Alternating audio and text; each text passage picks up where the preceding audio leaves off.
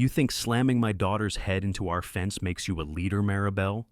Maribel Stroud, president of the Crofton Vale Estate HOA, didn't flinch. She stood in our yard like she owned it, clipboard tucked under one arm, her blazer sleeve smeared with blood from Thalia's scalp. She was in violation, she said, like she was reciting a line from a handbook. Unauthorized painting on visible fence surfaces, section 7.1.2. Thalia was 13.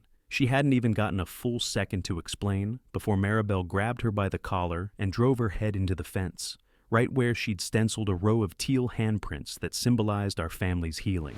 And what Maribel didn't know, not yet, was that the modified ring cam node I installed last week had already uploaded the footage to a forensics server. That fence wasn't just cedar slats anymore. It was evidence, time-stamped, tamper-proof. She didn't know that I had a brother who runs internal affairs for private authority oversight, and he answers when I call. Where are you watching from? Because if you've ever been bullied by your HOA, this is your warning shot. People like this don't stop until you make them. My name's Dorian Kess. I used to work as a state compliance auditor for municipal contracts until I burned out watching crooked systems chew up honest people. Now, I work from home, keep my head down, and make sure my daughter gets the peace she needs to recover from a closed brain trauma. But Crofton Vale's HOA isn't built for peace. This fence, our fence, was inside our property line. Thalia and I painted it last fall after her third hospital stint. Each handprint was a memory, color-coded, symbolic. Her neurologist had recommended tactile exercises to rebuild fine motor control and orientation memory. We cleared it through the neighborhood style committee a year ago. Verbal approval, logged, nothing in writing, because that's how they keep power fluid. But Maribel, she doesn't believe in healing. She believes in control. She's been circling us since the day we moved in. First about the oak tree, then the mailbox style, then the visual disharmony of our garden stones. Every time she lost, she got quieter, more formal, more surgical. Last week, a manila envelope showed up in our mailbox. No postage. Inside was a notice of escalated violation and a printed citation for $900 in accumulated fines. No digital record, no case ID. And today, she let herself in. I reached the yard seconds after I heard Thalia scream. The gate latch clicked just as her body hit the ground. Her cheek dragged down the mural, leaving a trail of red through the teal, like someone slashed our piece straight open. Maribel didn't crouch, didn't flinch, just wrote something on her clipboard. "Step back," I told her. "You're escalating," she said flatly. "This can be resolved civilly." "It's already been uploaded," I said. "Triple server bounce. You just committed felony battery on a minor under false authority. That footage is already in the hands of someone who audits HOA governance for a living." That made her blink, small twitch, like a fuse sparking out. She glanced toward the corner camera, just once. Too late. I didn't wait for apologies. I scooped Thalia into my arms, carried her inside, and set her gently on the couch. She blinked slow, whispered something I couldn't make out. Her fingers reached for the side of her head. I checked the swelling, center right, above the ear. Same spot as last year's contusion. That's when the rage hit my throat. Because this wasn't just about paint. This was about the trauma she survived, the one I was told would be fine unless it happened again. I texted her neurologist the time code. Then I forwarded the footage, no caption, to my brother, Kendrick Kess, Director of Internal Oversight for the Department of Private Authority Governance. No more warnings, no more playing nice. The handprint she left today would dry dark, but it would stay up there, right where Maribel struck her, right where the state would see it. And I'd make sure everyone in this neighborhood understood. This isn't just about fences. It's about what happens when someone like Maribel Stroud forgets what a father will do when you lay hands on his child. Thalia didn't remember the hit. She sat on the examination table, feet dangling, tracing the edge of her hoodie sleeve with one finger. The doctor's voice was a soft murmur in the background, explaining to me how post-concussion trauma can manifest. Nausea, confusion, fatigue. She'd be okay, but only if there were no more incidents. I nodded without really hearing him. My eyes stayed on her, on the bruise forming beneath her temple like a shadow blooming outward. When we got home, there was already an email waiting from the Crofton Vale HOA's general inbox. Subject line, unruly conduct and property defacement, lot 1173. No mention of Thalia's injury, no acknowledgement of the footage, just a bullet point list of alleged infractions and a PDF attachment outlining our non-compliance risk rating. The HOA had turned my daughter into a statistic. And it wasn't just Maribel. I could see it now, how quickly they were closing ranks. The language in the email had that cold, committee-polished tone. Resident minor engaged in unauthorized modification of HOA-facing structures. Verbal non-cooperation recorded by board president. They were laying groundwork, building their version. I opened the portal to our homeowner account. Our violation count had gone from 2 to 7 overnight. 5 of them were time-stamped after the assault. One of them accused us of deliberately cultivating a hostile atmosphere during community inspections. Another claimed the camera above our gate was non-compliant with uniform visibility protocols. I'd seen this pattern before, death by 1,000 citations. But I wasn't a homeowner with no options anymore. I knew how the game was played. I'd spent 12 years auditing special districts and private authority boards across the state. And this was a textbook smear setup. They were seeding the timeline with fake offenses to drown out what really happened. I printed every page, every timestamp, every clause they'd cited, including the ones that didn't actually exist in the latest charter. I'd downloaded the official bylaws last quarter, after our dispute over the oak tree, and saved a verified hash copy. If they thought they could forge new language into the covenant after the fact, they were about to get a lesson in digital audit trails. But the part that made my blood go cold, colder than even the footage, was the neighborhood chatter. I'd barely closed the portal when my phone buzzed with a text from Clarice, a friend of Thalia's from down the block. My mom says Thalia tried to push the president. Is she okay? Push her? My daughter couldn't even lift her arm all the way right now. I scrolled further. Someone on the neighborhood app had already started a thread. Concerned about safety at lot 1173. Anonymous user, but I recognized the phrasing. Something about emotional instability and unsupervised minor activity. It was the HOA's language, repackaged for gossip. This was bigger than just silencing us. They were poisoning the well. And somewhere out there, Maribel was already shaping her story, probably drafting a board statement, maybe even a threat of a restraining order if I dared go public. She was good at this. Calculated. Years of working in privatized corrections had taught her how to strip the human out of situations and replace it with paperwork. But I wasn't going to play defense. I pulled out a thumb drive and transferred a copy of the footage. Not the full thing, just the 6 seconds that mattered. The arc of her arm, the recoil of Thalia's head, the angle that proved my daughter hadn't moved at all until the blow landed. Then I opened the local HOA directory and clicked through until I found the names of the current board members. 5 total. 2 of them I knew by face. 1, a man named Silas Drebin. I'd seen lingering outside our property line last month with a drone remote in his hand. I hadn't thought much of him then. But now I remembered the way his eyes followed Maribel's every move. Not with admiration, with something closer to calculation. Or doubt. If he had footage of that day from the air, it could end this before it even began. But if he didn't, then I'd burn through every inch of this HOA's digital record until I found what they buried. Because they weren't just wrong. They were coordinated and sloppy. Silas Drebin stood at the edge of the cul-de-sac, adjusting something on the hood of his electric scooter like he was fixing it. But his eyes kept drifting toward our house. Not once, repeatedly. A glance, a pause, a return. I knew that kind of guilt. I'd seen it on the faces of whistleblowers right before they cracked open a decade of silence in a deposition room. I stepped out with the garbage bin and took the long route down the drive, slow, deliberate. He didn't move, just stood there pretending to scroll through something on his screen while the low hum of the drone inside his cargo box vibrated faintly in the air. "Morning," I said without slowing down. He nodded without looking up.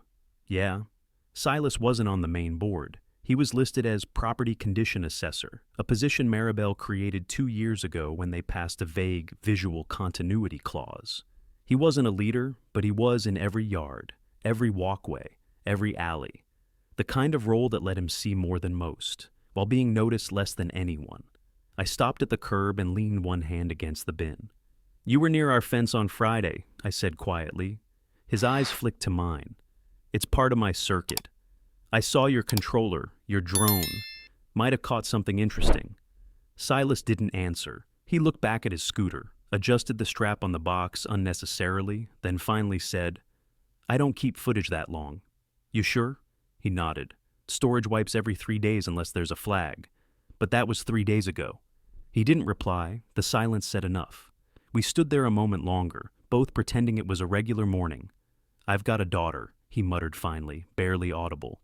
Not her age yet, but getting there. I didn't push. I let the silence hold a little longer, then turned and rolled the bin back up toward the garage. Behind me, the drone inside his cargo box whirred twice, softly, like it was shifting position in sleep. Later that afternoon, a tan sedan with tinted windows pulled into our driveway. Kendrick stepped out wearing jeans and a soft-shouldered blazer, one hand gripping a leather folio he never traveled without. He glanced around the neighborhood as if checking for cameras, then walked inside without knocking. He didn't sit. Just opened the folio on the kitchen counter and pulled out 2 sheets. The board issued a false violation cluster to you over a 7-day window, he said, tapping the printout. 5 of the 7 entries were backdated. None of them exist in the public-facing portal logs. The HOA's digital ledger has entries your portal doesn't display. They're building a case, he nodded. A fake one.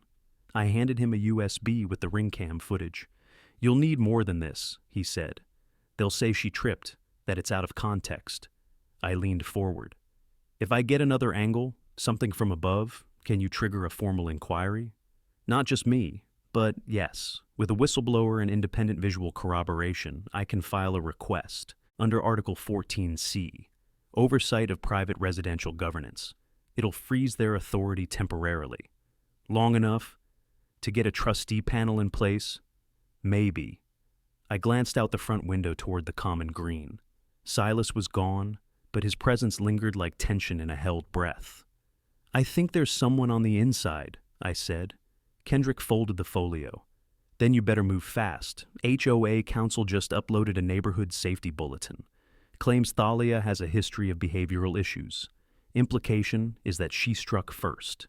My jaw clenched. They're going after her now? They're laying the ground for a preemptive restraining order. That night, I watched the ring cam footage again, frame by frame, Maribel's hand, the sudden shove, the snap, the smear of blood, Thalia's body collapsing against the mural like she'd been unstitched from the world. I didn't sleep, and at dawn, I found myself walking toward Silas's property with a copy of the video, the HOA log discrepancies, and a quiet truth lodged behind my teeth. If he had the footage, I needed it. If he didn't, then I'd have to destroy their case from the inside, clause by clause. 2 days later, a yellow envelope was taped to our front door. No stamp, no signature. Just the words, immediate action. Required printed in all caps across the front, as if urgency alone could justify trespassing. Inside was a formal notice from the Crofton Vale HOA titled Final Demand for Remedial Compliance, 3 pages long. It accused us of multiple violations, unauthorized fence modifications, non-compliant surveillance equipment, and aggressive conduct toward board personnel. Each charge came with a fine. Added together, it totaled over $3,200. They called it a settlement offer. Pay within 5 days, and they'd waive additional litigation. I laid the letter flat on the counter next to the coffee machine, read it once, and then again, slower. This wasn't about policy anymore. It was leverage, pressure, a trap. By noon, 2 of our neighbors had texted me to say they'd received HOA safety updates in their inboxes, subtle coded language, warnings about escalated conflicts involving Lot 1173, and a minor with emotional reactivity. One neighbor, an older woman we'd helped shovel out last winter, forwarded the entire message to me with an apology. Maribel was writing the history before we had a chance to live it. The HOA wasn't going to wait. They were laying the foundation for a restraining order against Thalia, maybe even me. If they could convince the community we were the threat, they wouldn't need facts, just fear, and fear travels faster than footage. I sent Kendrick a copy of the letter. He replied with a 1-line message. They're overreaching. Start compiling. So I did. Every HOA notification we'd ever received, every time-stamped email, every inspection report. I printed them, hole-punched them, and locked them into a dated binder. I flagged language changes, policy shifts, citation patterns. The progression was clear, a slow escalation aimed directly at us, growing bolder after each non-response.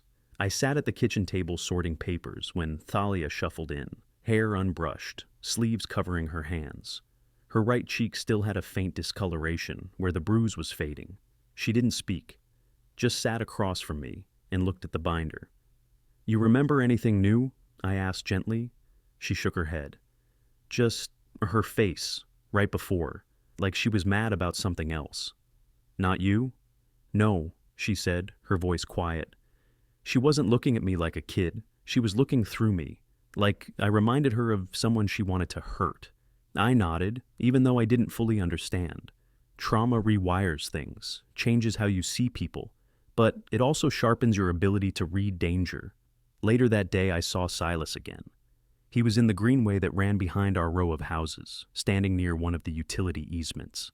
A rake in one hand, his drone remote in the other. He kept checking the sky, then flipping through his phone. I approached him from the opposite path, slow, unthreatening. This time, he didn't pretend not to see me. "Hey," he said first, voice low. "Got a minute?" He glanced around, then nodded once. "I'm not here to get you in trouble," I said. "But I know you were near the fence that day. I also know the HOA's pushing a false narrative." He didn't deny it, didn't confirm it either. "I have proof from our camera," I added. "But it's ground level, obscured. If you have anything from above." He exhaled. "Drones set to auto-record when proximity triggers overlap. But HOA rules make us delete unflagged footage after 72 hours. "You said that already," he hesitated. "But I didn't say I didn't flag it."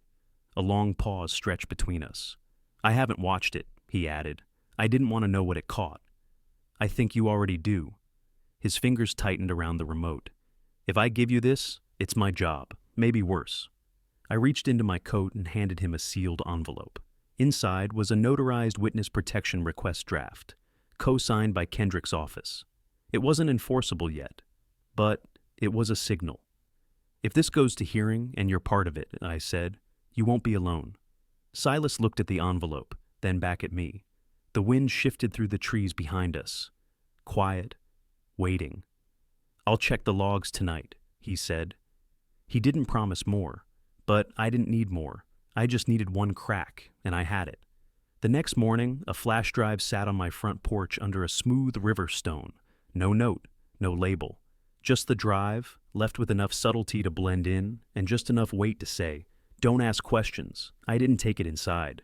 I went straight to the detached garage where my old workbench sat, same one I used when I was still doing compliance audits full-time. The laptop there wasn't connected to our home network. No syncing, no auto backups. I kept it air-gapped on purpose, for days exactly like this. The video file was named by timestamp only. No metadata tags, no identifying info.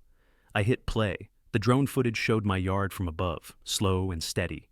There was Thalia, her ponytail loose, paintbrush in hand as she touched up the teal prints. I watched her glance over her shoulder, startled, then freeze. Maribel entered the frame. Even from above, I could see the stiffness in her posture, the squared shoulders, the tension in her stride. She didn't speak. There was no audio, but the footage didn't need sound. Her body language said everything. Thalia tried to back away. Maribel closed the space. Then she reached out, sharp and fast, and yanked Thalia forward by the sleeve. The push came a second later. Not a stumble, not a warning, a deliberate, calculated drive of a child's head into a wooden fence. Thalia collapsed.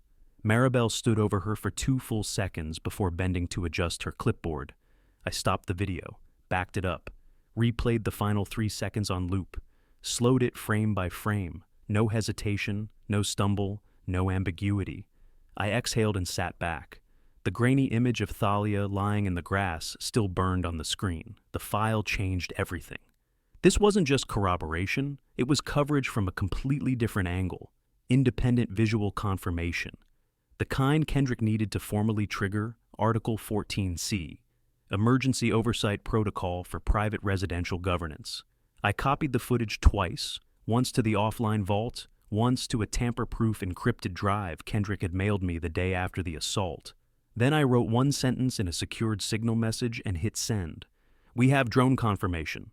Within 5 minutes, Kendrick was calling. "Clear? Crystal? Chain of custody?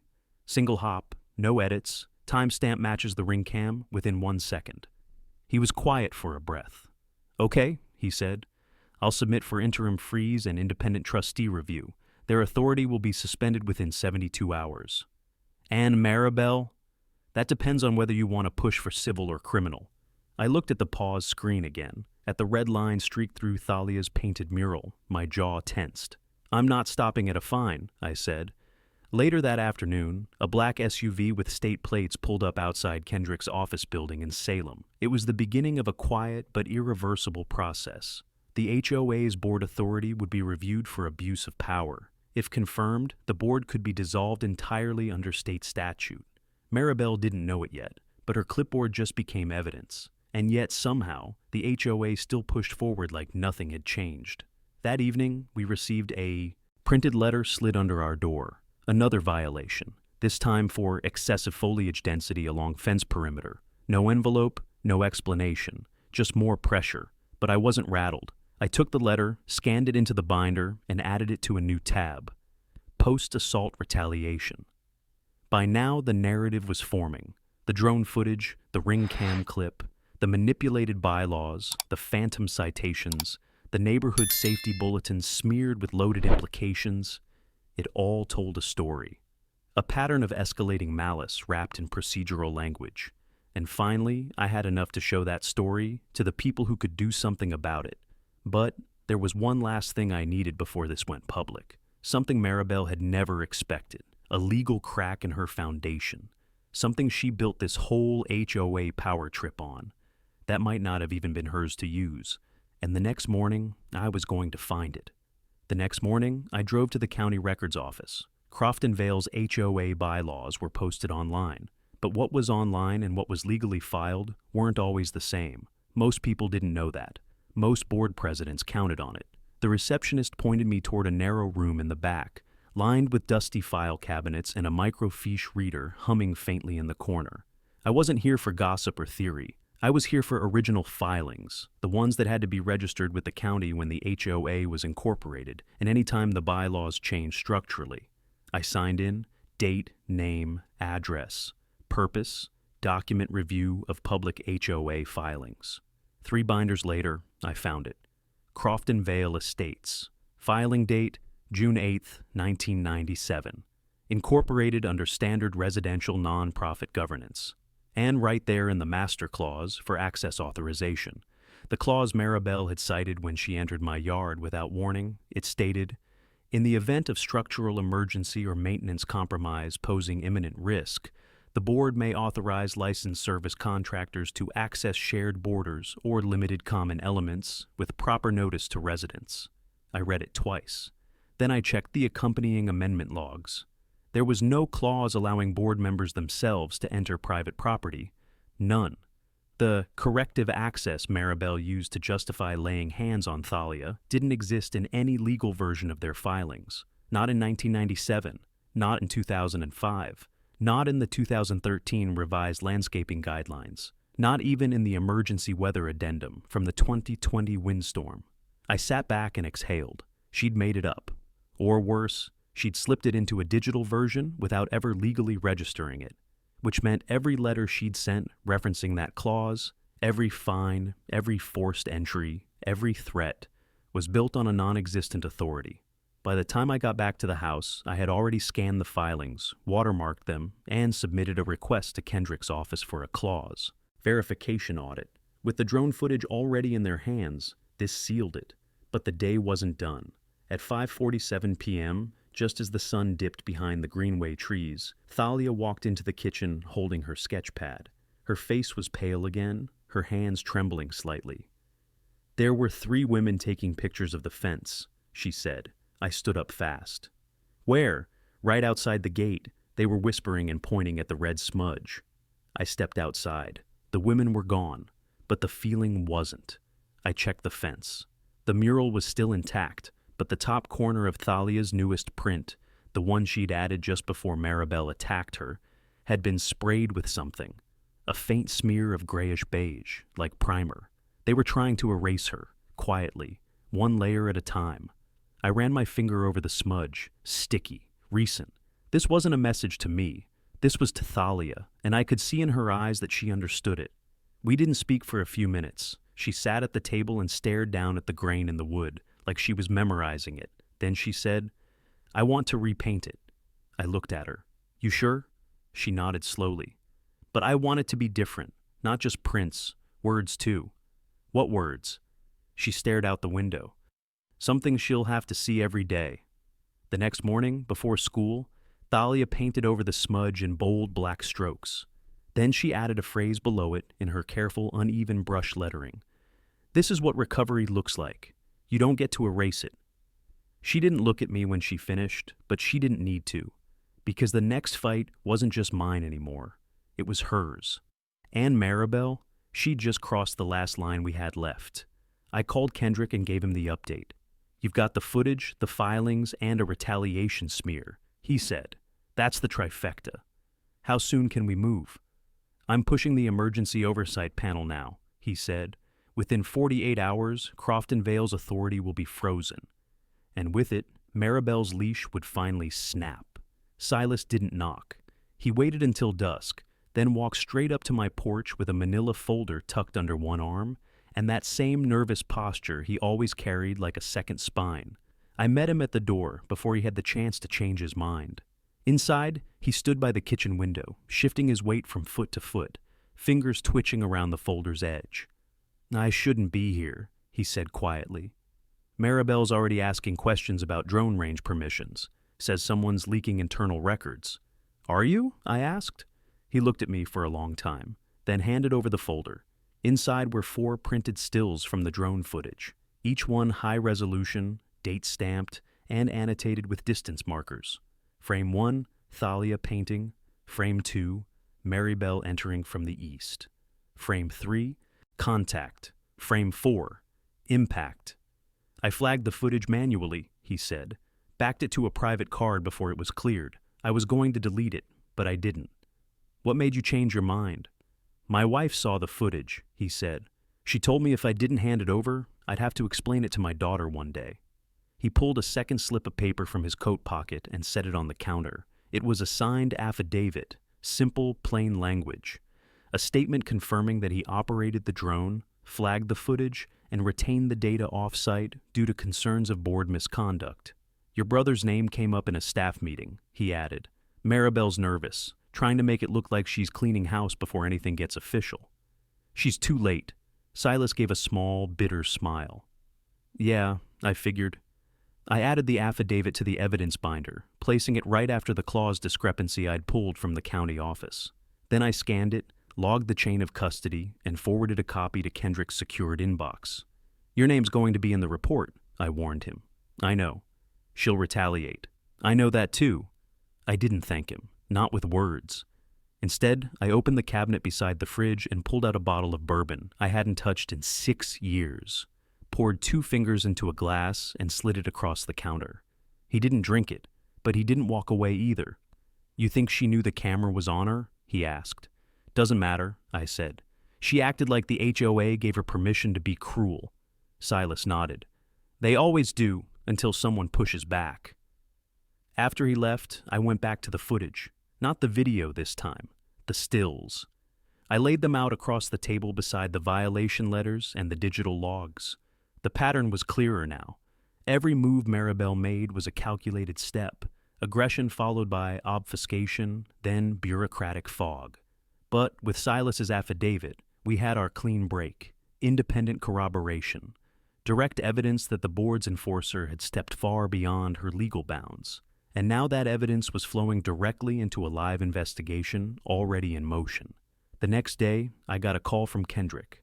"Your witness came through," he said. "We've verified the drone's registration, GPS logs, and storage metadata. All clean, all admissible. And the emergency panel? Meeting tomorrow morning. I've submitted the full package under Article 14C with supplemental filings. If they greenlight the freeze, Crofton Vale's board will be stripped of its authority by the end of the week." And Maribel, she's going to realize very quickly that she's not on the board anymore. He paused. And if she touches that fence again, we move to criminal prosecution. I looked out the kitchen window where Thalia's mural had taken on new form. She'd added a streak of orange above the phrase, an arc across the top slats. She said it was sunrise, a reminder the day keeps going, even when it hurts to open your eyes. I'll keep the camera on, I said. Kendrick laughed under his breath. Don't worry, we're watching now too. By the time I hung up, the weight in my chest had shifted. We weren't reacting anymore, we were steering. And Maribel Stroud, no matter how many citations she wrote, was already losing ground she thought she owned. Maribel must have sensed something shifting.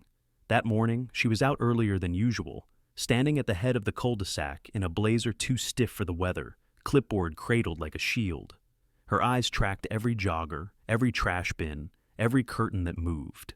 For someone who thought she ran the neighborhood, she suddenly looked like a guest overstaying her welcome. She didn't look at our house, not directly. But I saw her glance at the camera on the gatepost, then away, fast, like it burned. Inside, I reviewed the checklist Kendrick had sent me the night before. It wasn't just a formality anymore. It was a state auditor prep protocol. Every piece of our case had to be digitally indexed and time certified. The drone footage, the ring cam clip, the false violation logs, the clause discrepancy from the county office, and now Silas's affidavit. One by one, I moved the files into a shared encrypted folder tied to the oversight panel's system. Kendrick had full access. Once the panel convened, they'd see exactly what we saw. Evidence wasn't enough. It had to be structured. I'd built enough cases like this in my past life to know that chaos helped the guilty.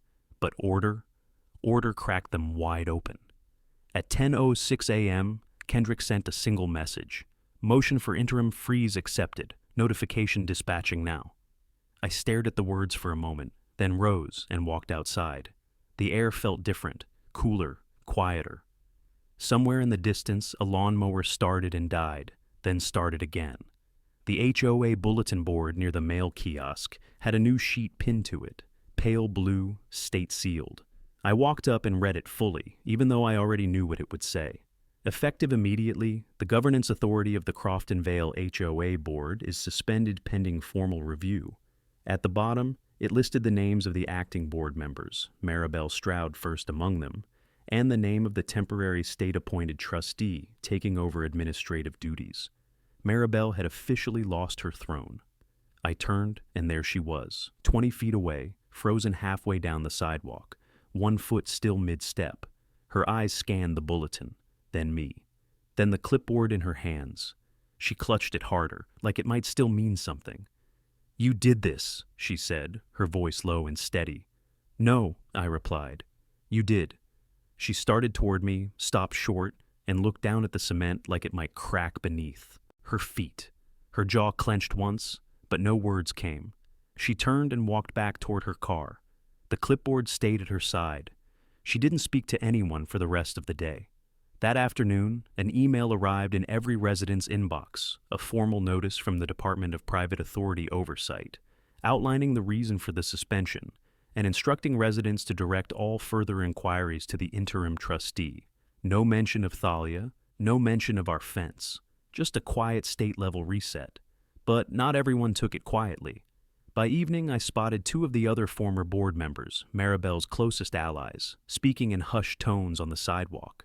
One of them gestured toward our house. The other folded his arms and shook his head. They were already picking sides, and this time, I wasn't the one they were circling around. At dinner, Talia sat quietly, eating slowly. I didn't mention the email, neither did she, but when we were clearing plates, she asked, "Is she gone?" "Not yet," I said. "But she's not in charge anymore." Thalia nodded. "Good, I want to repaint again." "What this time?" She paused, thoughtful.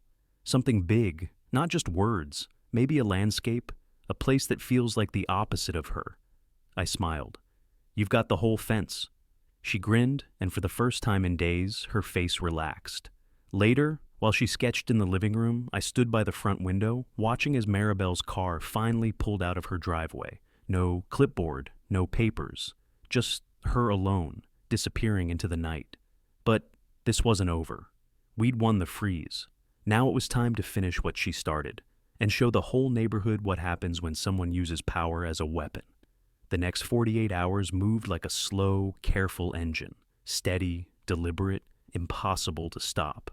The interim trustee, a woman named Marla Denwick, introduced herself via an HOA-wide email on Monday morning. Her message was short, direct, and unmistakably official. No pleasantries, no politics, just a list of temporary policy freezes, a warning against interference, and an invitation for residents to submit complaints, documentation, or safety concerns related to the suspended board. The floodgates opened.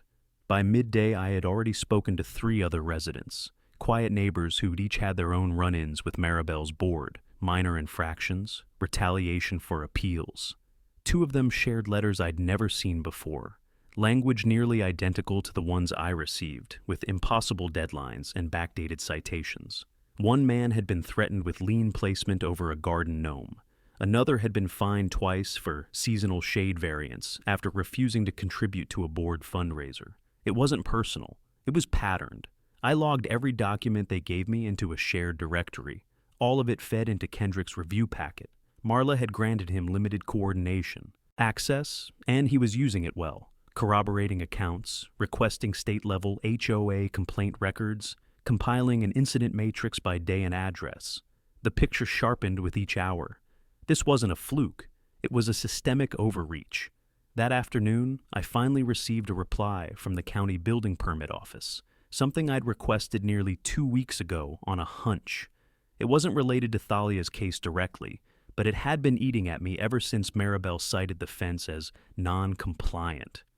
The permit data showed that Maribel's own side addition, a privacy trellis built last summer, had never been permitted. No inspection filed, no structural sign-off, not even an application. I cross-referenced that with the HOA's digital newsletter archives. 3 months ago, the board fined a young couple on Birch Hollow Lane for building a swing without proper permits. That fine had come directly from Maribel. I highlighted the lines, saved the file, then sat back in my chair and exhaled. They always slip somewhere. That evening, I walked the neighborhood, not to gather more evidence, but to feel the change. And it was there. People weren't avoiding eye contact anymore. No one whispered behind hedges or crossed the street to avoid being seen. There was a slow hum of something different moving through the blocks. Not fear, not exactly hope either. Just awareness. Halfway around the cul-de-sac, I found Thalia kneeling by the fence painting again. This time, she was working in broad, smooth sweeps, brush strokes of pale green and gold bleeding upward from the mural's base. She didn't flinch when a car passed, didn't stop when the neighbors walking their dogs glanced her way. She was reclaiming it, inch by inch. When I crouched beside her, she said without looking up, "She's going to come back, isn't she?" I hesitated. Maybe, but she won't be able to do what she did before. She won't like losing. No, I said, she won't. Thalia wiped her brush on a cloth and added, "Then I want to finish before she sees it." Later that night, Kendrick called.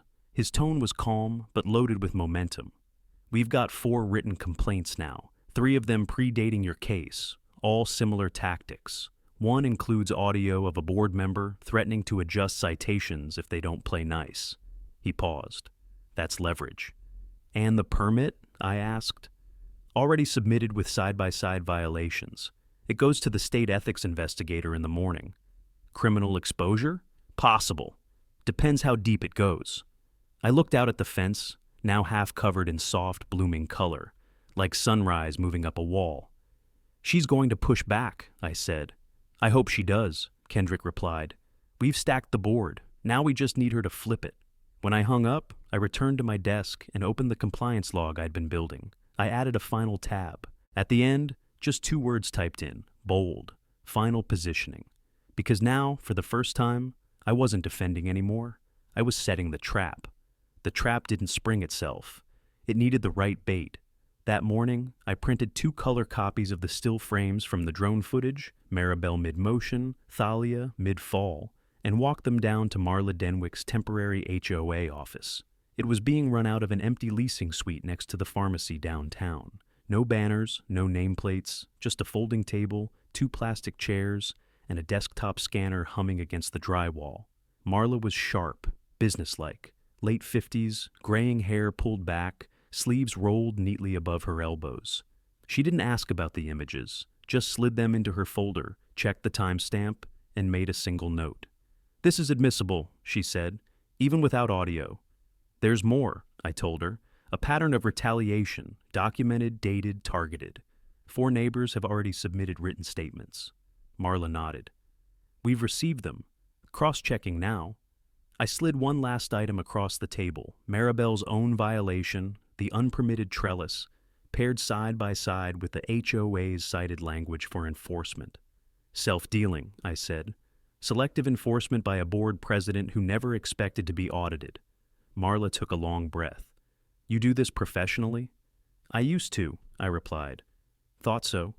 By noon, she'd launched a formal request for an emergency board hearing, one that would include the suspended members and Kendrick as the regulatory liaison. A confrontation under state supervision, on record. The hearing was set for Friday night in the community rec center. It wasn't just symbolic, it was deliberate. The same room where Maribel had held every HOA meeting for the past 6 years. The same stage where she'd once scolded a widowed resident for hanging a wreath out of season. Now, she'd be the one answering questions. Friday came faster than I expected. Thalia stayed home from school that day. She said she wanted to finish the mural before sunset. I didn't press her. She painted in silence for most of the afternoon. The teal handprints had bloomed into something else entirely. A wide golden sky stretched across the top slats, with streaks of amber falling behind the horizon. Underneath, in deep green brushstrokes, she wrote, "This space remembers what others tried to erase." She didn't say who it was for, but she didn't have to. That evening, the rec center was packed. Folding chairs lined every wall. People stood shoulder to shoulder near the back, whispering softly. Some were curious, some angry, all of them waiting. At the front, a long table had been set up. Marla sat at the center. Kendrick stood beside her, a closed laptop under one arm, expression unreadable. 5 nameplates rested along the table's edge, the suspended board members seated one by one. Maribel took her seat last. She wore a slate gray blazer and kept her hands clasped tightly on the table. Her hair was pulled into a perfect twist, not a strand out of place. She didn't look at the crowd, only at Marla. "We've reviewed the complaints, the footage, and the supporting documents," Marla began. "This hearing is not a trial, but it is a formal administrative session under state oversight. You'll be given an opportunity to respond." Maribel leaned forward. "I acted within the authority granted to me by the board. The incident involving the child was a misunderstanding. The footage lacks context." Kendrick turned to the monitor and pressed play. Silas's drone video lit up the screen. The room fell silent. Frame by frame, it unfolded. Thalia's stillness, Maribel's aggression, the push, the impact, the bloodline streaking the fence. When it ended, no one spoke for nearly 10 seconds. Then Kendrick stepped forward.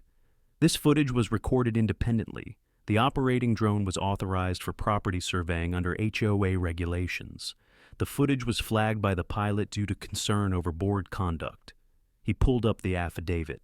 "Furthermore," he continued, "this board failed to disclose multiple retaliatory citations filed within 48 hours of the incident, all without procedural cause. One of the citations referenced a clause not present in the county-filed bylaws." Marla looked at Maribel. "Do you dispute this?" Maribel opened her mouth, then closed it. She had nothing left to stand on. That was the first time I saw her hands shake, and I knew, before the hearing ended, we'd already won. Maribel didn't return to her seat after the recess. When the panel reconvened, her nameplate remained untouched. The other suspended board members sat stiffly, arms folded, eyes forward like they could pretend their silence hadn't just collapsed around them. Kendrick leaned against the table's edge, hands flat, as Marla read the committee's findings aloud. It was quiet in the room, dead quiet. "Following review of submitted evidence and corroborated resident testimony," Marla said, "the Crofton Vale HOA Board is found to have acted outside the bounds of its recorded authority. Citations issued under fabricated or unfiled policy language are hereby nullified." A ripple moved through the crowd. Someone let out a breath loud enough to echo. One of the men near the back clapped once before stopping himself. Additionally, she continued, with supporting video documentation and an affidavit from an active HOA contractor, the panel finds sufficient cause to recommend criminal investigation into the conduct of former board president Maribel Stroud, pursuant to state civil assault statutes. She looked up from the paper, her eyes settling on the empty chair. Ms. Stroud's refusal to participate in this hearing will be noted in the formal summary. It wasn't theatrical. It was clinical, but that made it more satisfying somehow. Kendrick stepped forward. I've also submitted a request for immediate reinstatement of the homeowners unfairly penalized under Stroud's tenure. That includes rescinding fines, halting lien threats, and removing behavioral notations logged against minors, including Thalia Kess. His voice didn't waver when he said her name. The crowd didn't cheer, but they didn't need to. The silence held more weight than any noise could. Marla motioned to the laptop. One last item, she said. Per state protocol, visual documentation of retaliatory property damage is admissible in official record. Mr. Kess, you submitted a time-logged still frame?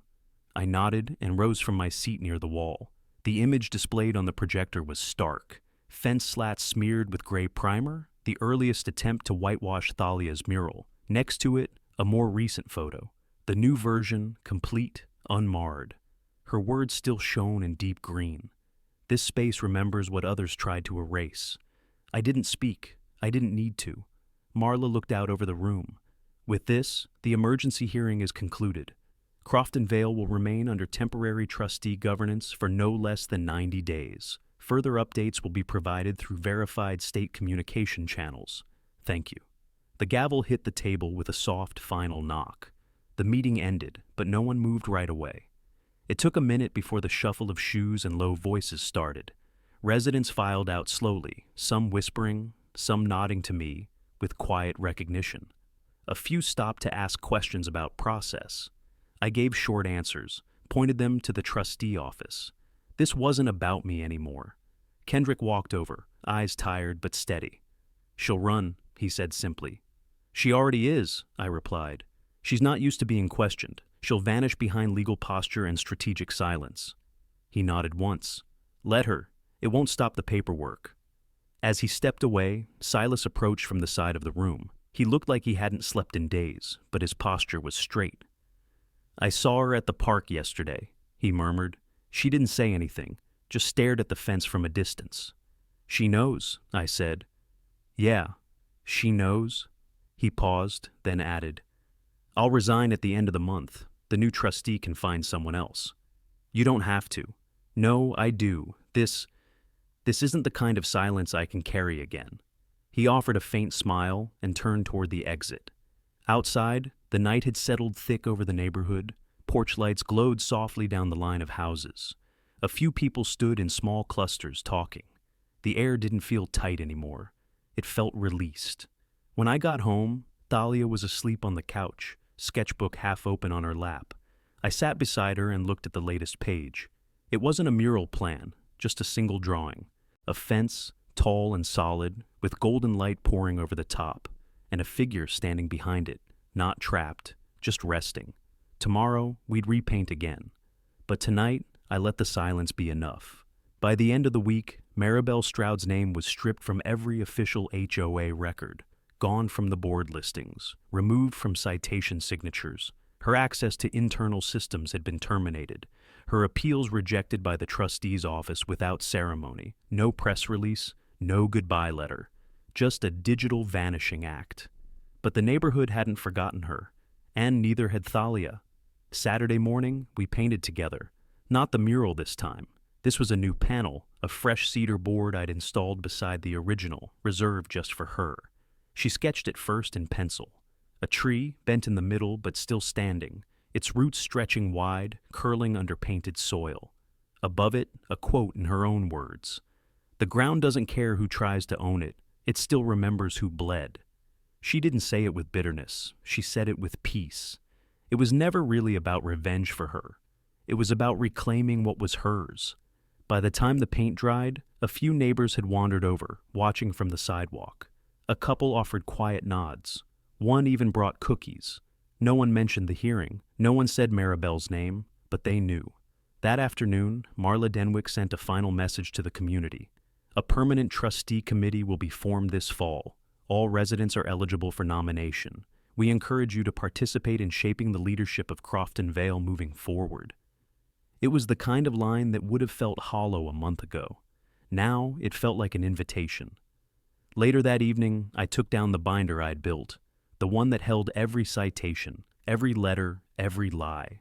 I didn't throw it away. I didn't burn it. I locked it in the fireproof box under my desk, beside birth certificates and insurance papers. It wasn't just evidence anymore. It was proof that we'd survived. As the sun dipped low, I stepped outside one last time. The mural caught the light perfectly now, gold spilling over the slats, highlighting every word, every brushstroke Thalia had laid down in quiet defiance. She came up behind me, arms crossed, gaze steady. "Do you think she'll try anything else?" she asked. I shook my head. "She's done." "And the others?" "They're watching their footing now. They know someone's paying attention." She looked at the fence a long time. "Can I make more?" "Anything you want." She smiled.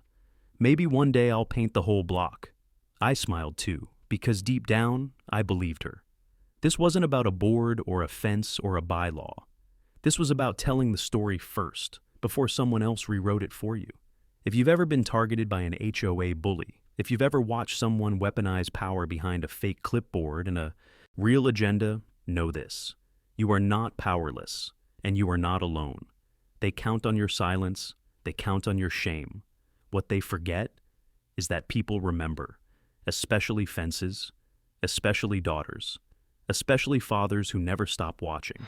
If you're still reading, if you've ever been through something like this, drop a comment and tell your story.